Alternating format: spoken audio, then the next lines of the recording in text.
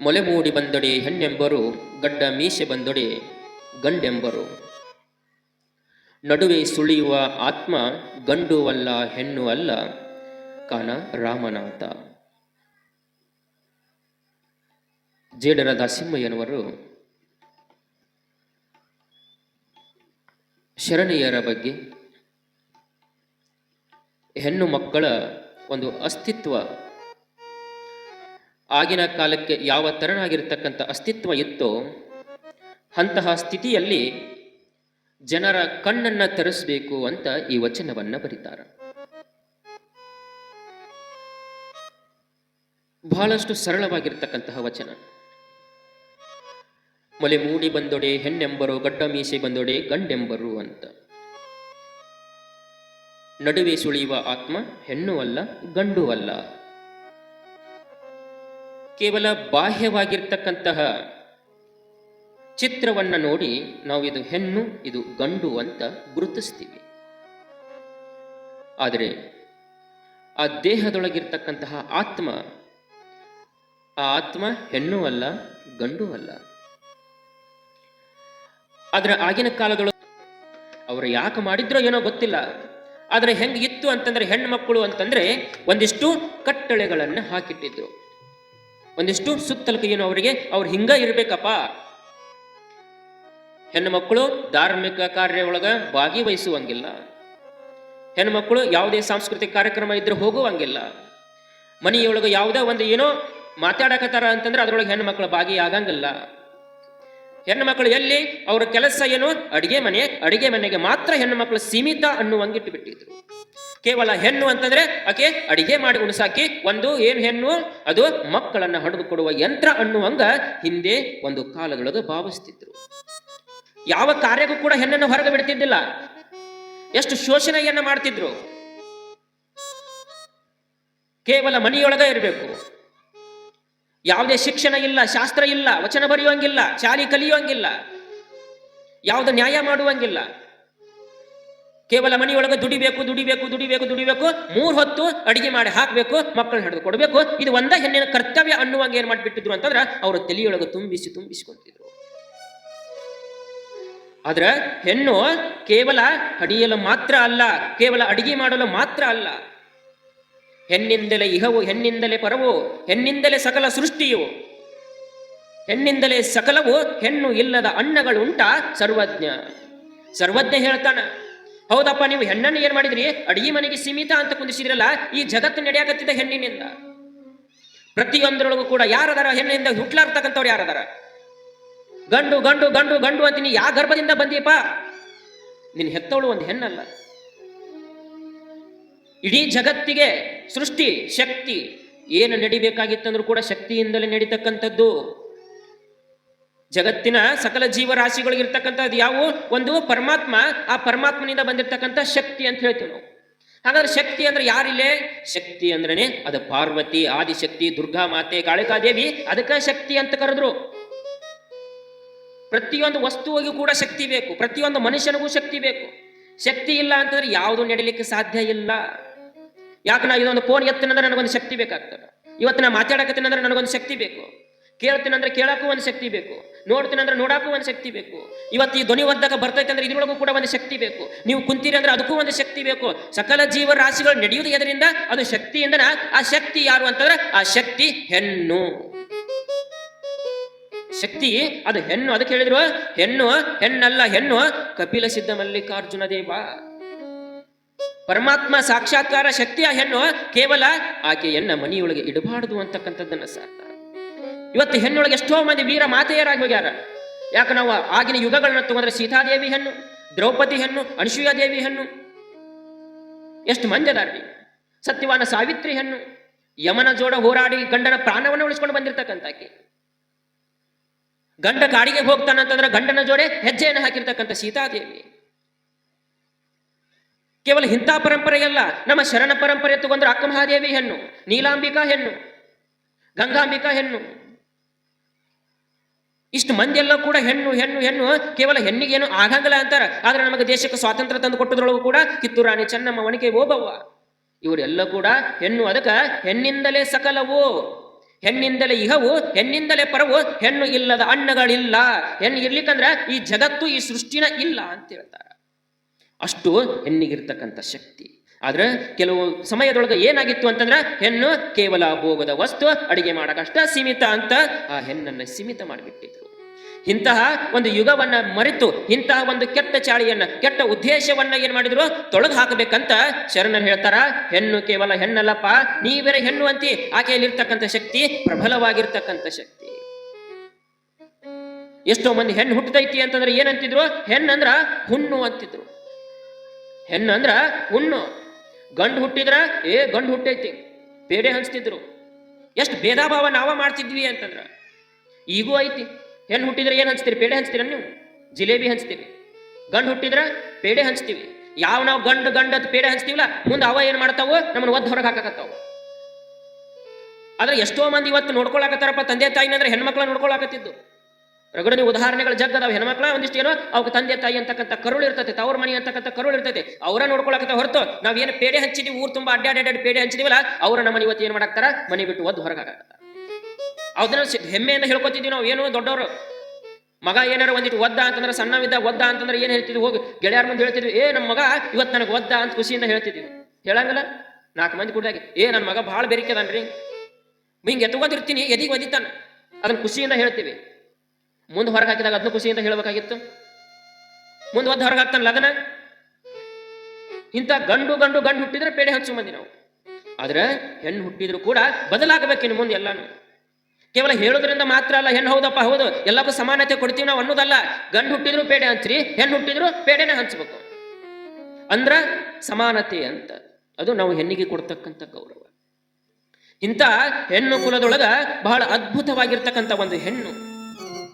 ಶರಣ ಪರಂಪರೆಯೊಳಗ ಏನು ಕಲ್ಯಾಣ ಅಂತೀವಲ್ಲ, ಆ ಕಲ್ಯಾಣದ ಸಮಕಾರಿನೊಳಗ 12ನೇ ಶತಮಾನದೊಳಗ ಒಂದು ಹೆಣ್ಣು ಸಂತತಿ ಬರ್ತದ.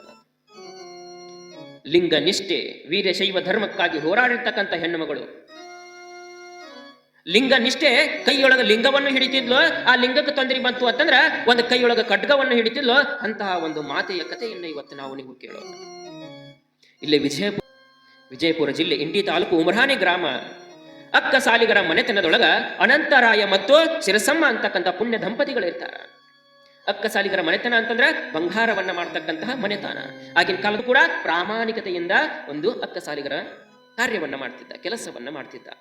ಪ್ರತಿನಿತ್ಯವೂ ಕೂಡ ಅವನ ಕೆಲಸದೊಳಗ ಮತ್ತೆ ಶಿವ ದಂಪತಿಗಳಾಗಿದ್ರು. 3 ಕಾಲ ಶಿವನ ನೆನೆತಿದ್ರು. ಇಂಥ ಪುಣ್ಯ ದಂಪತಿಗಳು, ಅವರಿಗೆ ಪುಣ್ಯ ದಂಪತಿಗಳಿದ್ರು ಕೂಡ ಮಕ್ಕಳ ಸಂತಾನದ ಭಾಗ್ಯ ಇರಲಿಲ್ಲ. ನಾವೆಲ್ಲ ಹಿಂದಕ್ಕೆ ಎಷ್ಟೋ ಮಂದಿ ಶರಣರ ಕಥೆಗಳನ್ನು ಕೇಳಿ, ಮಹಾತ್ಮರ ಕಥೆಗಳನ್ನ ಕೇಳಿ ಬರೋದು ಏನು ಅಂತಂದ್ರೆ ಅವ್ರು ಎಲ್ಲರಿಗೆ ಮಕ್ಕಳಿಲ್ಲ ಅಂತಕ್ಕಂಥದ್ದು ಬರ್ತೈತಿ. ಬಹಳ ಕಥೆಗಳು ಕೇಳಿರ್ತೀರಿ ನೀವು, ಹೌದಲ್ಲ? ಶರಣ ಬಸವ ತೋರಿ ಲಘು ಮಕ್ಕಳಾಗ್ಲಿಲ್ಲ. ಹಂಗ ಅನಂತರಾಯ ಮತ್ತು ಶಿರಸಮ್ಮಗೂ ಲಘು ಮಕ್ಕಳಾಗಲಿಲ್ಲ. ಯಾಕೆ ಲಘು ಮಕ್ಕಳಾಗಂಗಿಲ್ಲ ಅಂತಂದ್ರ, ಈಗ ನೀವು ಶ್ರಾವಣ ಆಷಾಢ ಅಂತ ಬರ್ತಾವ, ಹೌದಾ? ಆಷಾಢ ಮೊದಲು ಬರುತ್ತಾ, ಶ್ರಾವಣ ಮೊದಲು ಬರುತ್ತಾ? ಆಷಾಢ ಮೊದಲು ಬರುತ್ತೆ, ಹೌದ್ರಿ? ಅದರ ಪ್ರಾಮುಖ್ಯತೆ ಇರೋದು ಯಾವ್ದಕ್ಕೆ? ಶ್ರಾವಣಕ್ಕೆ ಅತಿ ಹೆಚ್ಚು ಪ್ರಾಮುಖ್ಯತೆಯನ್ನು ಕೊಡ್ತೀವಿ ನಾವು. ಮೊದಲು ಬಂದಿದ್ದು ಯಾವುದು? ಆಷಾಢ. ಆದ್ರೆ ಅಷ್ಟು ಪ್ರಾಮುಖ್ಯತೆ ಇಲ್ಲ. ಆಷಾಢದೊಳಗೆ ಏನು ಮಾಡಂಗಿಲ್ಲ ನಾವು. ಶ್ರಾವಣ ನಂತರ ಬಂದರೂ ಕೂಡ ಅದಕ್ಕೊಂದು ಪ್ರಾಮುಖ್ಯತೆ ಐತಿ, ಅದಕ್ಕೊಂದು ಬೆಲೆ ಐತಿ. ಹಂಗ ಯಾವ್ದು ತಡವಾಗಿ ಬರ್ತದೋ ಅದಕ್ಕೊಂದು ಪ್ರಾಮುಖ್ಯತೆ ಇರುತ್ತೆ. ಹಂಗ ತಡವಾಗಿ ಮಕ್ಕಳು ಆಗಾಕತ್ತಾವಪ್ಪ ಅಂತಂದ್ರೆ ಚಿಂತೆ ಮಾಡಂಗಿಲ್ಲ, ಏನೋ ಒಂದು ಅದ್ಭುತ ಜನಿಸ್ತೈತಿ ಅಂತ ತಿಳ್ಕೊಳ್ಬೇಕು. ಹಂಗ ಅನಂತರಾಯ ಶಿರಸಮ್ಮನಿಗೂ ಕೂಡ ಹಲವಾರು ವರ್ಷಗಳಾದ್ರೂ ಕೂಡ ಮಕ್ಕಳಾಗಿರಂಗಿಲ್ಲ. ಗ್ರಾಮದೊಳಗೆ ಸಂಗಮೇಶ್ವರ ಗುರುಗಳಂತಿರ್ತಾರ. ಶಿರಸಮ್ಮ ದಿನ ಹೋಗಿ ಗುರುಗಳ ಹತ್ರ ಬೇಡ್ತಿರ್ತಾಳ, ಯಪ್ಪ ನಮಗೊಂದು ಸಂತಾನ ಕೊಡಪ್ಪ, ಹೆಣ್ಣರಾಗ್ಲಿ ಗಂಡರಾಗ್ಲಿ ಒಂದು ಸಂತಾನ ಕರುಣಿಸೋ. ಪ್ರತಿನಿತ್ಯವೂ ಕೂಡ ಶಿವನ ಧ್ಯಾನ ಮಾಡ್ತೀವಿ, ಶಿವನ ಚಿಂತನೆಯೊಳಗಿರ್ತೀವಿ, ಯಾಕೆ ತಡ ಆಗಾಕತ್ತದ ಅಂದಾಗ ಗುರುಗಳು ಹೇಳ್ತಿದ್ರು, ನೋಡವ ಅಕ್ಕವ ಆಗೋ ಟೈಮ್ ಒಳಗೆ ಎಲ್ಲ ಅಕ್ಕವ, ಆಗೋ ಸಮಯದೊಳಗೆ ಎಲ್ಲ ಅಕ್ಕವು ಒಂದಿಷ್ಟು ತಾಳ್ಮೆ ಅಂತಕ್ಕಂಥದ್ದು ಇರಬೇಕು ಅಂತ ದಿನ ಸಮಾಧಾನ ಮಾಡಿ ಕಳಿಸ್ತಿದ್ರು. ಯಾವಾಗ ದಿನ ಸಮಾಧಾನ ಮಾಡಿ ಕಳಿಸ್ತಿದ್ರು, ಒಂದು ದಿವಸ ಗುರುಗಳು ಹೇಳ್ತಾರ, ನೋಡವ ಇನ್ನು ಕೆಲವು ದಿವಸದೊಳಗ ನಿನ್ನ ಗರ್ಭದೊಳಗ ಒಂದು ಅದ್ಭುತವಾಗಿರ್ತಕ್ಕಂಥ ಶಕ್ತಿ ಹುಟ್ಟತೈತಿ, ನಿನಗೊಂದು ಮಗುವಾಗತೈತಿ ಅಂತ ಹೇಳಿ ಗುರುಗಳು ಕಳಿಸ್ತಾರ. ಅಧತರನಾಗಿ ಶಿರಸಮ್ಮ ಗರ್ಭಿಣಿ ಆಗ್ತಾಳ. ಯಾವಾಗ ಶಿರಸಮ್ಮ ಗರ್ಭಿಣಿ ಆದ್ರೂ, ಗರ್ಭಿಣಿಯಾಗಿರ್ತಕ್ಕಂಥ ಸಂದರ್ಭದೊಳಗ ಆಕೆಯ ಒಂದಿಷ್ಟು ಬಯಕೆಗಳಿರ್ತಾವಲ್ಲ, ಆಕೆ ಬಯಕೆ ಹೆಂಗ್ ಹುಟ್ಟಾಕೊತ್ತು ಅಂತಂದ್ರೆ, ಯಾವಾಗಲೂ ಕೂಡ ದೇವರ ಕೋಲಿ ಬಿಟ್ಟು ಹೊರಗೆ ಬರ್ತಿದ್ದಿಲ್ಲ. ಕೂತ್ಲು ಅಂತಂದ್ರೆ 1 ತಾಸು 2 ತಾಸು 3 ತಾಸು ಗಟ್ಲೆ ಜಗಲಿ ಮುಂದೆ ಕುಂದ್ರಕ್ಕೆ. ಲಿಂಗು ಹಿಡ್ಕೊಂಡ್ಲು ಅಂತಂದ್ರೆ ಸಾಕು, ಅದನ್ನ ನೋಡ್ತಾ ನೋಡ್ತಾ ನೋಡ್ತಾ ನೋಡ್ತಾ ಹೊಟ್ಟಿ ಹಸುವನ್ನು ಕೂಡ ಮರೆತು ಬಿಡ್ತಿದ್ಲು. ಅಂತ ಒಂದು ಬಯಕೆಗಳು. ಯಾವಾಗಲೂ ಕೂಡ ಯಾವುದರ ಪ್ರವಚನ ಕೇಳಬೇಕು, ಮಠ ಮಾನ್ಯಗಳಿಗೆ ಹೋಗಬೇಕು, ಗುರುಗಳ ಹತ್ರನ ಕುಂದಿರ್ಬೇಕು ಅಂತ ಇಂಥ ವಿಶೇಷವಾಗಿರ್ತಕ್ಕಂಥ ಬಯಕೆಗಳು ಇರ್ತಾವ.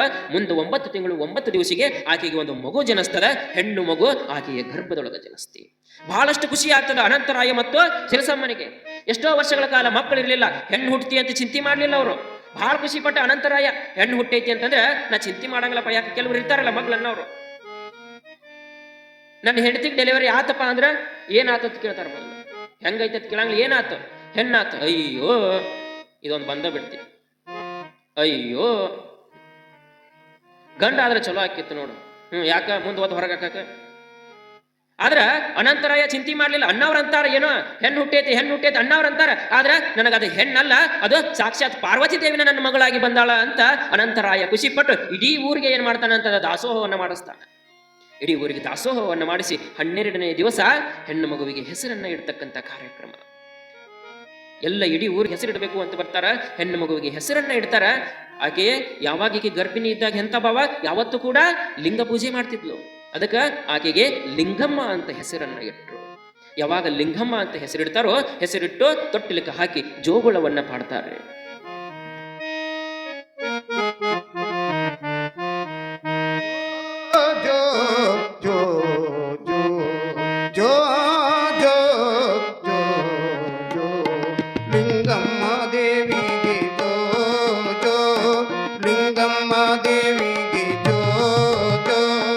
ಮಂಗಲಮೂರ್ತಿಗೆ ಜೋ ಜೋ, ಮಂಗಲಮೂರ್ತಿಗೆ ಜೋ ಜೋ ಜೋ ಜೋ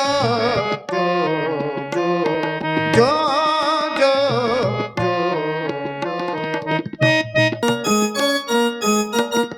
ಲೋಕರಕ್ಷಿಪತಾಯಿ ಮಹಾಲಕ್ಷ್ಮಿಗೆ ಜೋ ಜೋ, ಲೋಕರಕ್ಷಿಪತಾಯಿ ಮಹಾಲಕ್ಷ್ಮಿಗೆ ಜೋ ಜೋ, ಶೋಕ ನಿವಾರಿ ಶಾಂಭವಿಗೆ ಜೋ ಜೋ, ಶೋಕ ನಿವಾರಿ ಶಾಂಭವಿ ಜೋ ಜೋ, ಸಾಕಾರ ಓಂಕಾರ ವಿಶ್ವಾಂಬರ ಜೋ ಜೋ, ಸಾಕಾರ ಓಂಕಾರ ವಿಶ್ವಾಂಬರ ಜೋ ಜೋ, ಸಾಕಾರ ಓಂಕಾರ ವಿಶ್ವಾಂಬರ ಜೋ ಜೋ, ಸಾಕಾರ ಓಂಕಾರ ವಿಶ್ವಾಂಬರ ಜೋ ಜೋ ಜೋ ಜೋ ಜೋ, ಲಿಂಗಮ್ಮ ದೇವಿಗೆ ಜೋ ಜೋ, ಮಂಗಲಮೂರ್ತಿಗೆ ಜೋ ಜೋ, ಮಂಗಲಮೂರ್ತಿಗೆ ಜೋ ಜೋ, ಮಂಗಲಮೂರ್ತಿಗೆ ಜೋ ಜೋ.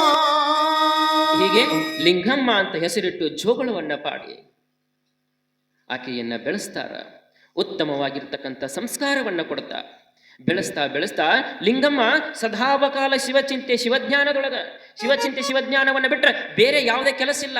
ಹೆಂಗ ನಮ್ಮ ಹುಡುಗರೆಲ್ಲ ಆಟ ಆಡ್ತಾವಲ್ಲೋ, ಆಕೆಗೆ ಆಟ ಆಡಬೇಕು ಅಂತ ಅನಿಸ್ತಿದ್ದಿಲ್ಲ, ಒಂದಿಷ್ಟು ಏನ್ ಮಾಡ್ಬೇಕು ಅನಿಸ್ತಿದ್ದಿಲ್ಲ. ಏನೋ ಕೇವಲ ಶಿವಚಿಂತೆ ಶಿವಜ್ಞಾನ. ಯಾಕೆ ಶಿವಜ್ಞಾನವನ್ನ ಮಾಡಬೇಕು? ಶಿವಚಿಂತೆ ಶಿವಜ್ಞಾನವಿಲ್ಲದ ಮನುಜ ಸಗನಕ್ಕೆ ಸಾಸಿರ ಹುಳ ಹುಟ್ಟಿದಂತೆ ದೇವ ಅಂತ ಹೇಳ್ತಾರ. ಯಾರೊಳಗೆ ಶಿವಜ್ಞಾನ ಶಿವಚಿಂತೆ ಇಲ್ಲೋ ಸಗನಕ್ಕೆ ಸಾಸಿರ ಹುಳ. ಸಗನಕ್ಕೆ ಅಂದ್ರೆ ಗೊತ್ತಲ್ಲ, ಶಗನಿ, ನಿಮಗೆಲ್ಲರಿಗೂ ಗೊತ್ತಿರ್ಬೇಕಿಲ್ಲ, ಹಾಕಿರ್ತಾವಲ್ಲ ಶಗನಿ. ಆ ಶಗನಿ ಒಳಗ ಸಾವಿರಾರು ಹುಳ ಹುಟ್ಟಿರ್ತಾವು, ಒಂದಲ್ಲ ಎರಡಲ್ಲ. ಅವೇನು ಶಗನಿ ಒಳಗ ಹುಟ್ಟುತ್ತಾವು, ಹೌದಾ? ಶಗನಿ ಒಳಗ ಹುಟ್ಟುತ್ತಾವು, ಶಗನಿ ಒಳಗ ಬೆಳಿತಾವು. ಮುಂದ ಶಗನಿ ತಿಂದ ಮುಂದೇನು ಮಾಡ್ತಾವು? ಶಗನಿ ಒಳಗ ಸಾಯ್ತಾವು, ಹೌದಲ್ಲ?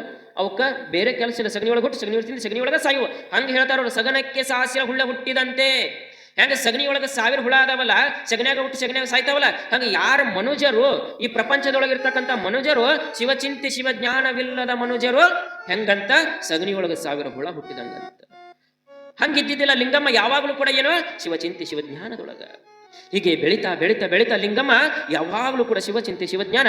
ಊರೊಳಗಿರ್ತಕ್ಕಂಥ ಸಂಗಮೇಶ್ವರ ದೇವಸ್ಥಾನ, ಆ ಸಂಗಮೇಶ್ವರ ಗುರುಗಳಂತ ಹೋಗ್ತಿದ್ಲು. ಅವ್ರು ಹೇಳ್ತಕ್ಕಂಥ ಪ್ರವಚನವನ್ನ ಕೇಳೋದು, ಅವ್ರು ಏನ್ ಹೇಳ್ತಾರೋ ಆ ಪಾಠಗಳನ್ನ ಕೇಳೋದು. ಮನೆಗೆ ಬರ್ತಿದ್ಲೋ ಇಲ್ಲ ಗೊತ್ತಿಲ್ಲ, ಆದ್ರೆ ಯಾವತ್ತೂ ಕೂಡ ಆ ಗುರುವಿನಂತಲೇ, ಸಂಗಮನಾಥ ಗುರುವಿನಂತಲೇ. ಹೀಗೆ ಕಾಲ ಕಳಿತಾ ಕಳಿತಾ ಕಳಿತಾ ಮುಂದ ಮದುವೆ ವಯಸ್ಸು ಬರ್ತದ. ಮನೆಯೊಳಗ ಅನಂತರಾಯ ಸಿರ್ಸಮ್ಮ ವಿಚಾರ ಮಾಡ್ತಾರ. ಲಿಂಗಮ್ಮನಿಗೊಂದು ಆಸೆ ಹುಟ್ಟುತ್ತದ. ಏನ್ ಆಸೆ? ಆಕೆಗೆ ತಮ್ಮ ಇರ್ತಾನ. ಯಾಕಂದ್ರೆ ಹೆಣ್ಮಕ್ಳಿಗೆ ತಮ್ಮ ಇದ್ದ ಅಂತಂದ್ರೆ ಮಗಳನ್ನ ತಮ್ಮಗ ಕೊಡಬೇಕು ಅನ್ನೋ ಆಸೆ. ಲಿಂಗಮ್ಮ ಅನಂತರಾಯನ ಕೇಳ್ತಾಳ ಗಂಡನ, ಅಲ್ಲ ನನ್ನ ತಮ್ಮದನ, ಹೆಂಗಾದ್ರೂ ಮಗಳು ಮದುವೆ ವಯಸ್ಸಿಗೆ ಬಂದಾಳ, ಆಕೆಗೆ ಕೊಟ್ಟು ಬಿಡುನು. ಆಗ ಅನಂತರ ಇಲ್ಲ ಇಲ್ಲ ಇಲ್ಲ ಬೇಡ ಅಂತ. ನಿನ್ನ ತಮ್ಮ ಯಾವತ್ತೂ ಕೂಡ ಶಿವಚಿಂತೆ ಇಲ್ಲ, ಶಿವಜ್ಞಾನ ಇಲ್ಲ, ಲಿಂಗ ಪೂಜೆ ಇಲ್ಲ. ಅವ ಹೆಂಗದಾನ ಅಂತಂದ್ರೆ ಉಡಾಳದಾನ. ಅಂತವಂಗ ನನ್ನ ಮಗಳನ್ನ ಕೊಡಂಗಿಲ್ಲ. ನನ್ನ ಮಗಳು ಕೊಟ್ರೆ ಸುಗುಣ ಸಂಪನ್ನನಾಗಿರ್ತಕ್ಕಂಥ ವರನಿಗೆ ನನ್ನ ಮಗನ ಕೊಡೋದು, ಮಗಳನ್ನ ಕೊಡೋದು ಅಂತ ಅನಂತರಾಯ ಹೇಳ್ತಾನ. ಈ ಇಬ್ಬರ ಮಾತುಗಳನ್ನ ಯಾರು ಕೇಳಿಸ್ಕೊತಾರ ಅಂತಂದ್ರ ಲಿಂಗಮ್ಮ ಮರಿಯೊಳಗ ನಿಂತು ಕೇಳಿಸ್ಕೊಳ್ತಿರ್ತಾಳ. ಆದ್ರೆ ಅಕ್ಕಿಗೆ ಮದ್ವಿ ಆಗ್ಬೇಕು ಅನ್ನುವಂಥ ವಿಚಾರ ಇದ್ದಿದ್ದಿಲ್ಲ. ಆಕೆಯ ವಿಚಾರವೇ ಬೇರೆ. ಮನೆಯೊಳಗೆ ಯಾವಾಗ ಈ ವಿಚಾರ ಆತೋ ಗುರುಗಳ ಹತ್ರ ಹೋಗ್ತಾಳ. ಗುರುವಿನಿಂದ ಅವತ್ತೆಲ್ಲ ಪ್ರವಚನವನ್ನ ಮಾಡ್ತಿರ್ತಾರ. ಆಗ ಒಂದು ಗಾಳಿ ಬೀಸ್ತಿರ್ತದೆ. ಎಂಥ ಗಾಳಿ? ಕಲ್ಯಾಣದ ಗಾಳಿ ಬೀಸ್ತಕ್ಕಂಥ ಸಮಯ ಅದು. ಎಲ್ಲಿ ನೋಡಿದ್ರು ಬಸವಣ್ಣ ಬಸವಣ್ಣ, ಕಲ್ಯಾಣ ಅಂದ್ರೆ ಬಸವಣ್ಣ, ಬಸವಣ್ಣ ಅಂದ್ರೆ ಕಲ್ಯಾಣ. ಎಲ್ಲರ ಬಾಯೊಳಗೂ ಕೂಡ ಏನಪ್ಪ 12ನೇ ಶತಮಾನದೊಳಗ ಬಸವಣ್ಣನ ಗಾಳಿ. ಬಸವ ಬಸವ ಬಸವ ಅಂದ್ರೆ ಏನು? ಬಸವ ಬಡವರ ನಿಧಿಯೇ, ಬಸವ ಪರುಷದ ಕನೆಯೇ, ಬಸವ ಚಿಂತಾಮಣಿಯೇ, ಬಸವ ಎನ್ನಯ್ಯದನಿಯೇ, ಬಸವ ನಿಮ್ಮಿಂದ ಬದುಕಿದೆನು ಬಾಳಿದೆನು, ಪಶುಪತಿಯ ಪಾದವ ಕಂಡೇನು, ನೀ ಮಾಡಿದ ಉಪಕಾರವ ನಾನೆಂತ ಮರೆಯಲ್ಲಯ್ಯ. ಎತ್ತ ನೋಡಿದಡತ್ತ ಬಸವನೆಂಬ ಬಳ್ಳಿ, ಎತ್ತಿ ಹಿಡಿದರೆ ಲಿಂಗವೆಂಬ ಗೊಂಚಲು, ಒತ್ತಿ ಹಿಂಡಿದರೆ ಭಕ್ತಿ ಎಂಬ ರಸ, ಅತ್ತ ಬಲ್ಲಡೆ ನೀವು ಕೇಳಿರೋ, ಇತ್ತ ಬಲ್ಲಡೆ ನೀವು ಕೇಳಿರೋ, ಬಸವ ಬಸವ ಬಸವ ಎಂದು ಮಜ್ಜನಕ್ಕೆ ಏರಿದವನ ಭಕ್ತಿ ಶೂನ್ಯ ಕಾನಕಲಿ ದೇವರ ದೇವ ಅನ್ನುವಂಗ ಸಕಲದಲ್ಲಿಯೂ ಕೂಡ ಬಸವಣ್ಣನ ಹೆಸರು 12ನೇ ಶತಮಾನದಲ್ಲಿ. ಒಬ್ರ ಇಬ್ರ ಬಸವ ಕಲ್ಯಾಣಕ್ಕೆ ಹೋಗವ್ರ. ಅಫಘಾನಿಸ್ತಾನದಿಂದ ಕೇವಲ ಕರ್ನಾಟಕ ಅಲ್ಲ, ಅಫಘಾನಿಸ್ತಾನದಿಂದನೂ ಕೂಡ ಬಸವ ಕಲ್ಯಾಣಕ್ಕೆ ಬಂದಿರತಕ್ಕಂಥವ್ರು ಅದರ. ಅಂತ ಒಂದು ಬಸವಣ್ಣನ ಗಾಳಿ ಬೀಸ್ತಿತ್ತಲ್ಲ, ಅದು ಬಿಜಾಪುರ ಜಿಲ್ಲೆ ಒಳಗೂ ಕೂಡ ಎಲ್ಲಾ ಕಡೆ ಬೀಸುವೊಳಗ ಉಮರಾನಿಗೂ ಬೀಸ್ತೈತಿ. ಈಕೆಯು ಕೂಡ ಬಸವಣ್ಣನ ಗಾಳಿಯನ್ನ ಬೆಳೆಸ್ಕೊಂಡು ಹುಟ್ಟಿರ್ತಕ್ಕಂಥ ಅಕ್ಕಿ, ಗಾಳಿಯನ್ನ ಕೇಳ್ತಾ ಬೆಳೆದಿರ್ತಕ್ಕಿ. ಈಕೆ ಮನಸ್ಸೊಳಗೇನೋ ನಾನು ಕೂಡ ಬಸವ ಕಲ್ಯಾಣಕ್ಕೆ ಹೋಗಬೇಕು ಕೂತು ಬಿಟ್ಟಿರ್ತೈತೆ. ಸಣ್ಣಕ್ಕಿದ್ದಾಗಿಂದನ ನಾನು ಬಸವ ಕಲ್ಯಾಣಕ್ಕೆ ಹೋಗಬೇಕು, ಬಸವಣ್ಣನ ನೋಡಬೇಕು, ಬಸವಣ್ಣನಿಂದ ಆಶೀರ್ವಾದ ಪಡ್ಕೊಳ್ಬೇಕು ಅಂತಕ್ಕಂಥ ಮನಸ್ಸೊಳಗೆ ಕೂತೆ. ಯಾವಾಗ ಮನೆಯೊಳಗೆ ಮದುವೆ ವಿಚಾರ ಬಂತೋ ಈಕಿ ಆಸೆ ಏನೋ ಬಸವ ಕಲ್ಯಾಣಕ್ಕೆ ಹೋಗ್ಬೇಕು ಅನ್ನೋದು. ಗುರುಗಳ ಹತ್ರ ಹೋಗಿ ಕೇಳ್ತಾಳೆ ಸಂಗಮನಾಥ ಗುರುಗಳನ್ನ, ಗುರುಗಳ ಇವತ್ತು ನಾವು ನಿಮಗೆ ಪ್ರಶ್ನೆ ಮಾಡ್ತೀನಿ, ಏನಪ್ಪ ಏನು ಮಗಳೇ ಕೇಳು ಅಂದ್ರು. ಈ ಜೀವನದೊಳಗೆ ಮನುಷ್ಯನಾಗಿ ಹುಟ್ಟಿಬಿ ಅಂತಂದ್ರೆ ಮೊದಲು ಸಾಧನೆಯೋ ಇಲ್ಲ ಸಂಸಾರವೋ, ಇದಕ್ಕೆ ಉತ್ತರ ಹೇಳ್ರಿ ಅಂದ್ಲಕ್ಕೆ. ಏನು ಸಾಧನೆ ಮೊದಲು ಸಂಸಾರ ಮೊದಲು? ಆಗ ಗುರುಗಳು ಹೇಳ್ತಾರ, ತಾಯಿ ಸಂಸಾರ ಮೊದಲು ಅಂತ ಹೇಳಕ್ ಬರಂಗಿಲ್ಲ. ಯಾಕೆ? ಸಂಸಾರದೊಳಗೊಮ್ಮೆ ಬಿದ್ದಿವಿ ಅಂತಂದ್ರೆ ಏನೂ ಮಾಡೋಕ್ಕಾಗಂಗಿಲ್ಲ. ಆ ಸಂಸಾರ ಅನ್ನೋದು ಭವಬಂಧನ ಹಂಗೈತದ. ಅದ್ರೊಳಗೊಮ್ಮೆ ಬಿದ್ದಿವಿ ಅಂತಂದ್ರೆ ಏನೋ ಹಳ್ಳಿ ಹೇಳಕ್ ಆಗಂಗಿಲ್ಲ ತಂಗಿ. ಏನು ಸಾಧನೆ ಮಾಡ್ಬೇಕಾಗಿದ್ರು ಕೂಡ ಅದು ನೀ ಸಂಸಾರದೊಳಗೆ ಬರೋಕ್ಕಿಂತ ಮೊದಲನೇ ನೀನು ಸಾಧನೆ ಮಾಡಬೇಕು. ಸಂಸಾರದೊಳಗೆ ಬಂದು ಸಾಧನೆ ಮಾಡ್ತೀನಿ ಅಂದ್ರೆ ಬಹಳ ಕಷ್ಟ ಆಗತ್ತ. ಮೊದಲ ಸಾಧನೆಯವ್ವ. ಗುರುಗಳಪ್ಪನೇ ಸಿಕ್ಕಂಗ ತಕ್ಕಿ ಏನ್ ಕನಸಿತ್ತೋ, ಕಲ್ಯಾಣಕ್ಕೆ ಹೋಗ್ಬೇಕು ನಾನು, ಅಷ್ಟಾವರಣಗಳ ಸಂಪನ್ನೇ ಆಗಬೇಕು ಅಂತಕ್ಕಂಥ ಅಕ್ಕಿ ಮನಸ್ಸೊಳಗಿತ್ತಲ್ಲ. ಗುರುಗಳು ಹೇಳಿದ್ರು ಸಾಧನೆ ಮೊದಲು ಸಂಸಾರ ನಂತರ ಅಂತೇನು ಗುರುಗಳು ಹೇಳಿದ್ರ. ಗುರುಗಳ ಅಪ್ಪನೆ ಸಿಗ್ತದ. ರಾತ್ರಿ ಮನೆಯನ್ನ ಬಿಡುತ್ತಾಳ. ತಂದೆ ಹೇಳಂಗಲ್ಲ, ತಾಯಿ ಹೇಳಂಗಿಲ್ಲ. ಮನೆ ಬಿಟ್ಲು ಹೊಂಟಲು ಕಲ್ಯಾಣದ ದಾರಿಯನ್ನು ಹಿಡಿದು. ಗುರುಗಳೊಂದು ಪ್ರಶ್ನೆ ಕೇಳಿರ್ತಾರೆ, ಇವ ನೀ ಎಲ್ಲ ನಿನ್ನ ಮನಸ್ಸಿನೊಳಗೆ ಏನು ಪ್ರಶ್ನೆ ಐತಿ ಗೊತ್ತೈತಿ ನನಗೆ. ನೀ ಕಲ್ಯಾಣಕ್ಕೆ ಹೋಗ್ಬೇಕು ಅನ್ನೋ ಆಸೆ ಐತಿ ನಿನಗ. ಆದ್ರೆ ಕಲ್ಯಾಣಕ್ಕೆ ಹೋಗ್ಬೇಕಾಗಿತ್ತು ಅಂತಂದ್ರ ಒಂದಿಷ್ಟು ದಾರಿಯೊಳಗ ಕಲ್ಲು ಮುಳ್ಳುಗಳಿರ್ತಾವ. ಕಲ್ಯಾಣ ಅಂತಂದ್ರೆ ಸಾಮಾನ್ಯ ಅಲ್ಲವ, ದೂರಿಗೆ ಹೋಗ್ಬೇಕಲ್ಲ. ಹೆಣ್ಣು ಮಗಳನ್ನ ಹೆಂಗ್ ಹೊಕ್ಕಿ ಅಂದಾಗ ನೋಡ್ರಿ, ಲಿಂಗಮ್ಮನ ಮನಸ್ಸಿನೊಳಗೆ ಎಂತ ಒಂದು ಸಂಕಲ್ಪ ಇತ್ತು. ಗುರುಗಳಿಗೆ ಹೇಳ್ತಾಳ, ಗುರುಗಳ ನೀವ ಹೇಳಿಕೊಟ್ಟಿರ್ತಕ್ಕಂಥ ವಚನಗಳದಾವಲ್ರಿ. ಅಕ್ಕ ಮಹಾದೇವಿ ಜೀವನ ಹೇಳಿಕೊಟ್ರಿ ನನಗ. ಅಕ್ಕ ಮಹಾದೇವಿ ಕೂಡ ಉಡತಡಿಯನ್ನು ಬಿಡಬೇಕಾಗಿತ್ತು ಅಂತಂದ್ರೆ ತಾಯಿ ಹೇಳ್ತಾಳ, ಯವ್ವ ದಾರಿಯೊಳಗೆ ನಿನಗೆ ಹಸು ಆದ್ರೆ ಏನಾಗುತ್ತೆ, ನೀರಾದ್ರೆ ಏನ್ ಮಾಡ್ತೀನಿ ಅಂದಾಗ ಅಕ್ಕ ಮಹಾದೇವಿ ಹೇಳಿದ್ದೇನು? ಹಸಿವಾದಡೆ ಭಿಕ್ಷಾನಗಳುಂಟು, ತೃಷೆಯಾದಡೆ ಕೆರೆ ಬಾವಿಗಳುಂಟು, ಶಯನಕ್ಕೆ ಹಾಳು ದೇಗುಲಗಳುಂಟು, ಆತ್ಮಸಂಗಾತ್ಮಕ್ಕೆ ಚೆನ್ನಪ್ಪ ಮಲ್ಲಿಕಾರ್ಜುನನುಂಟು. ಇದು ಅಕ್ಕ ಮಹಾದೇವಿ ಹೇಳಿದ್ದಲ್ಲ, ನೀವ ಹೇಳಿರ್ ಗುರುಗಳ. ಅಕ್ಕ ಮಹಾದೇವಿ ಯಾವ ದಾರಿಯೊಳಗೆ ನಡೆದಾಳೋ ನಾನು ಅದ ದಾರಿಯೊಳಗೆ ನಡೀತೀನಿ. ಹಸಿವಾದ್ರ ಭಿಕ್ಷಾನಗಳು, ಹೊಟ್ಟೆ ಸಿಟ್ಟಿ ಅಂತಂದ್ರೆ ಒಂದು 4 ಮನೆ ಭಿಕ್ಷೆ ಬೀಳ್ತೀನಿ. ನೀರಡಿಸಿ ಆದ್ರೆ ಹಳ್ಳ ಕೊಳ್ಳ ಬಾವಿಗಳು ಬಹಳ ಅದಾವ. ಒಂದಿಷ್ಟು ದೇಹಕ್ಕೆ ದನಿ ಆಯ್ತು ಅಂತಂದ್ರೆ ಹಾಳು ದೇವಾಲಯಗಳುಂಟು, ರಗಡು ದೇವಾಲಯಗಳು. ಬಿಟ್ಟು ಹೋಗಿರ್ತಕ್ಕಂಥ ಎಷ್ಟೋ ದೇವಾಲಯಗಳದಾವ. ಯಾವ್ದ್ರ ಒಂದು ದೇವಾಲಯಗಳು ಮಕ್ಕೋತೀನಿ. ಆತ್ಮಸಂಗಾತ್ಮಕ್ಕೆ ನನ್ನೊಳಗಿರ್ತಕ್ಕಂಥ ಆತ್ಮಕ್ಕೆ ಆ ಭಗವಂತನ ಅದಾನಲ್ರಪ್ಪ, ಆ ಭಗವಂತನ ಆಶೀರ್ವಾದ ಅವನ ಶಕ್ತಿ ನನ್ನ ಹತ್ರ ಇದ್ದಂದ್ರೆ ಸಾಕು, ನಾನು ಇಷ್ಟರ ಮೇಲೆ ಕಲ್ಯಾಣಕ್ಕೆ ಹೋಗ್ತೀನಿ ಅನ್ನೋ ಗುರುಗಳ ಅಪ್ಪನೇ ಆಗತ್ತಾ. ರಾತ್ರಿ ಊರನ್ನ ಬಿಡ್ತಾಳ ಉಮರ. ಬಿಟ್ಟು ಸಾಗ್ತಾ ಸೊಲ್ಲಾಪುರಕ್ಕೆ ಹೋಗ್ತಾಳ. ಆ ಸೊಲ್ಲಾಪುರದೊಳಗೆ ಇದ್ದು ಕೆಲ ದಿವಸ ಸೊಲ್ಲಾಪುರದೊಳಗಿದ್ದು, ಸೊಲ್ಲಾಪುರದೊಳಗೆ ಸಿದ್ದರಾಮೇಶ್ವರ, ಸೊಲ್ಲಾಪುರದ ಸಿದ್ದರಾಮ 12ನೇ ವಯಸ್ಸಿನಲ್ಲಿ ಶಿವನ ಸಾಕ್ಷಾತ್ಕಾರವನ್ನು ಪಡೆದಿರ್ತಕ್ಕಂಥ ಆ ಸಿದ್ದರಾಮ ದೃಷ್ಟಿ ಯೋಗವನ್ನ ಪಡೆದಿರ್ತಾನೆ ಶಿವನಿಂದ. ಅಂತ ದೃಷ್ಟಿ ಯೋಗವನ್ನ ಕಲಿತಾಳ ಲಿಂಗಮ್ಮ ಸಿದ್ದರಾಮನಿಂದ. ಮುಂದೆ ಸೊಲ್ಲಾಪುರವನ್ನು ಬಿಟ್ಟು ಕಲ್ಯಾಣದ ಸಮೀಪ ಇನ್ನೇನು ಕಲ್ಯಾಣ ಪ್ರವೇಶ ಮಾಡಬೇಕು. ಅಲ್ಲೇ ಮೋಳಿಗೆ ಮಾರಯ್ಯನ ಗವಿ. ಆ ಮೋಳಿಗೆ ಮಾರಯ್ಯನಂತಲೇ ಒಂದಿಷ್ಟು ಕೆಲವು ವಚನ ಕಟ್ಟಿರ್ತಾವ. ಆ ವಚನ ಕಟ್ಟುಗಳನ್ನು ಇಸ್ಕೊಟ್ಟುಕೊತಾಳ. ಹೋಗ್ತಾ ದಾರಿಯೊಳಗ ಬಾಯಿಯೊಳಗಂದ್ರೆ ಏನೋ ಬಸವಣ್ಣನ ವಚನಗಳ, ಅದನ್ನ ಬಿಟ್ಟರೆ ಬ್ಯಾರೆ ಧ್ಯಾನ ಇಲ್ಲ. ಯಾಕೆ ಕಲ್ಯಾಣ ಕೊಟ್ಟಾಳ ಬಸವಣ್ಣ ವಚನ. ತಂದೆ ನೀನು, ತಾಯಿ ನೀನು, ಬಂಧು ನೀನು, ಬಳಗ ನೀನು, ನೀನಿಲ್ಲದೆ ಮತ್ತಾರು ಇಲ್ಲ ಕೂಡಲ ಸಂಗಮ ದೇವ. ಕೇವಲ ಬಸವಣ್ಣನ ವಚನಗಳನ್ನು ನುಡಿತಾ ಕಲ್ಯಾಣವನ್ನ ಸಮೀಪ ಬರ್ತದ. ಯಾವಾಗ ಕಲ್ಯಾಣ ಸಮೀಪ ಬಂತೋ ಕಲ್ಯಾಣವನ್ನ ಪ್ರವೇಶ ಮಾಡ್ಬೇಕಂತಾಳ. ಆದ್ರೆ ಅಲ್ಲೊಂದು ಬಾಳೆ ತೋಟ ಕಾಣ್ತದ. ಬಾಳಿ ತೋಟದೊಳಗೆ ಹೋಗ್ತಾಳ. ಹೋಗಿ ಬಾಳಿ ತೋಟ ನೋಡ್ತಾಳ. ಸುಂದರವಾಗಿರ್ತಕ್ಕಂಥ ಪ್ರಕೃತಿ, ವಿಶಾಲವಾಗಿರ್ತಕ್ಕಂಥ ಜಾಗ, ಒಂದು ಸರೋವರ ಇರ್ತದ ಮಧ್ಯದೊಳಗೆ, ಒಂದು ಕೆರೆ. ಆ ಕೆರೆಯೊಳಗೆ ಸ್ನಾನ ಮಾಡ್ಬೇಕನ್ನಿಸ್ತದ. ಒಂದಿಷ್ಟು ಆ ಪ್ರಶಾಂತವಾಗಿರ್ತಕ್ಕಂಥ ಸ್ಥಳದೊಳಗೆ ಲಿಂಗ ಪೂಜೆ ಮಾಡ್ಕೋಬೇಕನ್ನಿಸ್ತದ ಲಿಂಗಮ್ಮನಿಗೆ. ನೋಡ್ತಾಳ ಅತ್ತ ಇತ್ತ, ಅಲ್ಲೇ ಒಂದು ಬಿಲ್ವಪತ್ರಿ ಗಿಡ ಕೂಡ ಇರ್ತದ. ಅಲ್ಲಿ ಸ್ನಾನವನ್ನ ಮಾಡ್ತಾಳ. ಅಲ್ಲಿ ಇರ್ತಕ್ಕಂಥ ಹೂವು ಪುಷ್ಪಗಳನ್ನ ತಗೋತಾಳ. ಆ ಪತ್ರಿ ಗಿಡದ ಕೂತು ಲಿಂಗಮ್ಮ ಲಿಂಗ ಪೂಜೆಯನ್ನ ಮಾಡ್ತಾ ಇರ್ತಾಳ. ಯಾವಾಗ ಲಿಂಗ ಪೂಜೆಗೆ ಕೂತ್ತಲೋ ಲಿಂಗಮ್ಮ, ಲಿಂಗ ಪೂಜೆಗೆ ಕೂತಾಗ ಕೋಟಿ ಸೂರ್ಯರ ಕಾಂತಿ ಹೆಂಗಿರುತ್ತೋ ಹಂಗ ಲಿಂಗಮ್ಮನ ಕಾಂತಿ. ಸೂರ್ಯನ ಉದಯಿಸಿದಾನೋ ಅನ್ನುವಂಗ ಆಕೆಯ ಕೈಯೊಳಗ ಲಿಂಗ ಪೂಜೆ ಮಾಡ್ಕೊತ ಕೂತಿರ್ತಕ್ಕಂಥ ಸಂದರ್ಭದೊಳಗ ಆ ತೋಟದ ಮಾಲೀಕ ಬಂದ ನೋಡ್ತಾನ. ಯಾವುದೋ ಒಂದು ಜ್ಯೋತಿ ಹೊಳೆದಂಗೆ ಹೊಳ್ಯಾಕತ್ತಾಳಪ್ಪ ಈಕಿ. ಒಬ್ಬಕ್ಕೆ ಶರಣೆ ಇರಬೇಕು, ಲಿಂಗ ಪೂಜೆ ಮಾಡಾಕತ್ತಾಳ ಅಂತಂದ್ರ ಲಿಂಗ ಪೂಜೆ ಆದ ನಂತರ ಪ್ರಸಾದ ಬೇಕಲ್ಲ, ಆ ಪ್ರಸಾದ ವ್ಯವಸ್ಥೆ ಮಾಡಿದ್ರಾತು. ನಾವು ಹೋಗಿ ಬಸವಣ್ಣಿಗೆ ಈ ಸುದ್ದಿ ಮುಟ್ಟಿಸ್ಬೇಕು ಅಂತ ತೋಟದ ಮಾಲೀಕ ಓಡಾಕತ್ತ. ಓಡುವ ಸಂದರ್ಭದೊಳಗ ಮುಂದೆ 5ಕ್ಕೆ ಲಕ್ಕಮ್ಮ ಬರ್ತಾಳ. ಯಾಕ್ರಪ್ಪ, ಯಾಕಿಷ್ಟು ತಡ ಓಡಾಕತ್ತಿರಲ್ಲ, ಯಾಕ ಅಂತ ಕೇಳಿದ ಲಕ್ಕಮ್ಮ. ಏನಿಲ್ಲ, ಯಾರೋ ನನ್ನ ಬಾಳಿ ತೋಟದೊಳಗೆ ಒಬ್ಬ ಹೆಣ್ಮಗಳು ಬಂದಾಳ, ಲಿಂಗ ಪೂಜೆ ಮಾಡ್ಕೊಳಕ್ತಾಳ. ಆಕೆಯ ಕಾಂತಿ ಹೆಂಗೈತಿ ಅಂತಂದ್ರ ಸೂರ್ಯ ಹೊಳೆದಂಗೆ ಹೊಳಾಕ್ತಾಳ. ಅದಕ್ಕೆ ಈ ಸುದ್ದಿ ಬಸವಣ್ಣಿಗೆ ಹೇಳ್ಬೇಕಂತೀನಿ. ಹೋಗ್ಕನ ಲಿಂಗ ಕೂತಿರ್ತಾಳ. ಲಕ್ಕಮ್ಮ ಅಂತಾಳ, ಹಂಗಾದ್ರೆ ಅಲ್ಲಿ ಒಬ್ಬಕ್ಕೆ ಶರಣೆ ಬಂದಿರಬೇಕು, ಆಕೆಗೆ ಒಂದಿಟ್ಟು ಪ್ರಸಾದದ ವ್ಯವಸ್ಥೆ ಮಾಡಬೇಕು ಅಂತ ಲಕ್ಕಮ್ಮ ಏನ್ ಮಾಡಿದ್ಲು, ಕಲ್ಯಾಣದ ಬೀದಿಯೊಳಗೆ ಒಂದು 4-5 ಮಂದಿ ಹೆಣ್ಮಕ್ಳನ್ನ ಸೇರಿಸಿ ಏನ್ ಮಾಡಿದ್ಲು, ಪ್ರಸಾದವನ್ನ ತಗೊಂಡ ಬಾಳಿ ತೋಟಕ್ಕೆ ಬಂದ್ಲು. ಬಾಳಿ ತೋಟಕ್ಕೆ ಬಂದು ನಿಂತಿರ್ತಾಳ. ಸುತ್ತಲಕ ಲಿಂಗಮ್ಮನ ಲಿಂಗ ಪೂಜೆ ಮುಗಿತೈತಿ. ನೋಡ್ತಾಳ, ಮುಂದೆಲ್ಲರೂ ಸೇರಿರ್ತಾರ. ಸೇರಿದಾಗ ಲಕ್ಕಮ್ಮ ಅಂತಾಳ, ಯವ್ವ ತಾಯಿ ಯಾರವ್ವ ನೀನು ಅಂತ ಕೇಳಿದ್ಲು. ನನ್ನ ಹೆಸರು ಲಿಂಗಮ್ಮ ಅಂತ, ಕಲ್ಯಾಣಕ್ಕೆ ಹೋಗ್ಬೇಕಾಗಿತ್ತು, ಅದಕ್ಕೆ ಬಂದಿದ್ದೆ. ಈ ತೋಟವನ್ನು ನೋಡಿ, ಇಲ್ಲಿಯ ಪ್ರಕೃತಿಯನ್ನು ನೋಡಿ ಒಂದಿಷ್ಟು ಲಿಂಗ ಪೂಜೆ ಮಾಡ್ಕೋಬೇಕು ಅನಿಸ್ತಿ, ಅದಕ್ಕೆ ಲಿಂಗ ಪೂಜೆ ಮಾಡ್ಕೊಳಕತ್ತಿದ್ನೇವ್ವ.